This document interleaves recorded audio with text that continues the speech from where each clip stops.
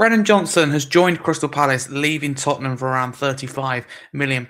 In this video, I'll be giving my honest thoughts on this transfer. We're trying to be a balance, understand both sides, and we'll be reflecting on Brennan Johnson's career at Tottenham as he moves on. The Tottenham sell their top scorer again for the third year in a row. So stay tuned to the very end to get my thoughts. Keen to get your thoughts as well as Tottenham's Brennan Johnson makes a move away to Crystal Palace in South London. Came along, just like a song. I'm bright on my day. Who'd have believed that you were part of the dream? Now it all seems like years away. You know I can't smile without you. I can't smile without you. I can't laugh, I can't sing. I'm finding it hard to do anything, and I feel sad when you're sad. I feel glad when you're glad. If you only knew what I'm going through, I just can't smile without you. What's happening, people? Welcome back to my channel. I hope you're keeping well. If you're new, please like and subscribe. So it's official. Brennan Johnson's left Tottenham on the second day of the transfer window. He's joined Crystal Palace. And firstly, I'll just say that Palace are, of course, keen. We're working and still are keen to bring in bodies, the right bodies, of course, but clearly lacking in squad depth. They've got a manager that is looking increasingly likely he's going to leave. You've got a club captain that's looking also increasingly likely he's going to leave, and Palace are crumbling beneath our eyes. And they had to be big, they had to be bold, they had to get on with things. They've done exactly that. Bringing Brennan Johnson through the door makes so much sense. I will say, firstly, before I get to the emotion part of it and to talk about whether I think it's the right decision or not, I think he can add a lot to Crystal Palace. Oliver Glasner said Brennan will give us options in the attacking play with his pace and goal-scoring ability. The words of Crystal Palace manager Oliver Glasner, and Johnson said himself as well. He's very delighted to join and looking forward to the challenge ahead. And also, I just think he makes so much sense, just the way that Palace play counter-attacking football. I think Johnson really suited, the Ange Postecoglou system, although that was attacking football, absolutely. It's just more his role was about right place, right time, and it could be similar under Glasner. And of course, Johnson, for me, well, I said of course, I think, he's best as like an inside forward. I think Palace is more likely to be inside forward. And the way they play, of course, they don't really play wingers. They kind of play with two behind the strikers, almost like two wide tens. That's the way I see it with Crystal Palace. So what do I think of this? Do I think it's the right thing or not? Firstly, just want to say thank you very much to Brennan Johnson, because without him, we wouldn't have won the Europa League. That's just a fact. His goal, whether it's an own goal or not, he plays a huge part in that goal. I think it is his goal deep down. And that won us that Europa League, ending the 17-year trophy drought, our first European trophy as well in 41 years. And I want to thank him because he gave me ultimately the best night of my life, one of the best anyway. Do you know what? Maybe the trophy parade bettered that. But again, wouldn't have happened if it was a result of that goal. And a lot of people forget, and I think they know, but they ignore it. Tottenham's top scorer last year, and this is, I think, the third, might be full, but let's say third year in a row that we've sold our top scorer. And we're struggling for goals, struggling to create chances. We're selling our top scorer. It doesn't sound right. But what you've got to understand is some players don't fit certain systems. Some players just aren't liked by other managers. I've got two opinions on this. I look at this and go, doesn't feel right. I do think in this Tottenham squad, there are a lot more players that I'd rather sell or could be sold even than, Johnson. There's some names that I just think, right, they should be sold more. Let's just put it that way. And I think telling Tottenham scorer last year is not the first place I'd go to when looking at outgoings. But also the flip side of that is I think we've held on to players before, even recently, for a long time, and their values gone down, devalued massively, and we've lost money.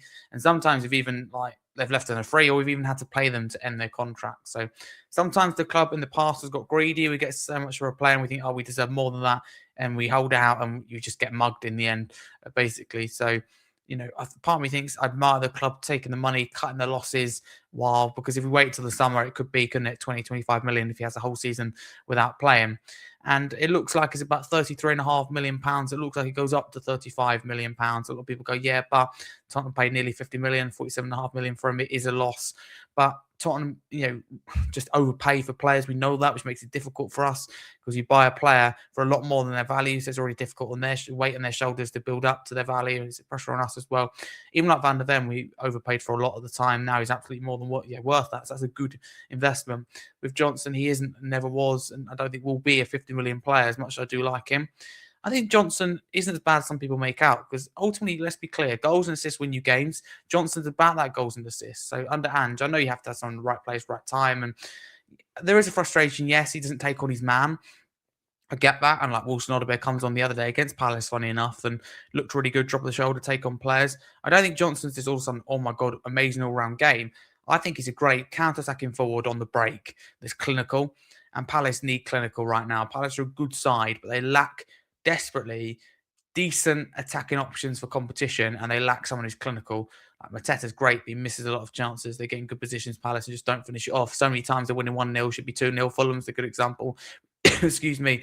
In the end, they draw that game. That's just a good example of that. So yeah, Brennan, it hurts. It doesn't feel right, if I'm honest with you. Deep down, I will say if I had to commit, I'd say it's probably the right thing to do because I believe in backing Thomas Frank. It's not just about Thomas Frank, it's about at Tottenham, we've gone through so many managers.